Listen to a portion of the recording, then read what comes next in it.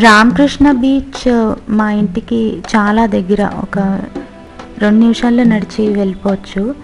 So time దొరికినప్పుడల్లా సాయంత్రం ఒక 6 o'clock తర్వాత వచ్చి ఇక్కడ మొక్కజొన్న పొత్తులు కాల్చుకుని తినడం అంటే చాలా ఇష్టం. అంటే అఫ్కోర్స్ నేను కాల్చుకోను, బట్ దగ్గరుండి కాల్పించుకుంటాను. ఎందుకంటే చిన్నప్పటి నుంచి అమ్మ ఎలా చేయించేదో చూసేదాన్ని. నా గురించి నాకేంటంటే కొంచెం ఎక్స్ట్రాగా నల్లపడాలి, లేకపోతే నాకు తినబుద్దేదు అని చెప్పి. మరీ పెద్దది కూడా ఉండకూడదు మొక్కజొన్న పొత్తు, కొంచెం మీడియం సైజులో ఉండాలి.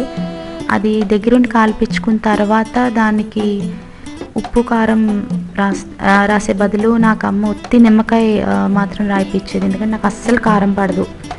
సో అది ఇప్పుడైతే అమ్మ రాదు నాతోటి, నేను ఒక్కదాన్నే వెళ్ళి చేయించుకుంటూ ఉంటాను.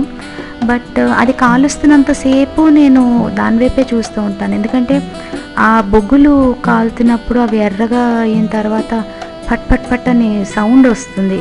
ఇది వాళ్ళు విసినకరతో విసురుతున్నప్పుడు ఆ సౌండ్ వచ్చినప్పుడు కొంచెం మంట ఇలాగ పైకి లేచినట్టు అవుతుంది.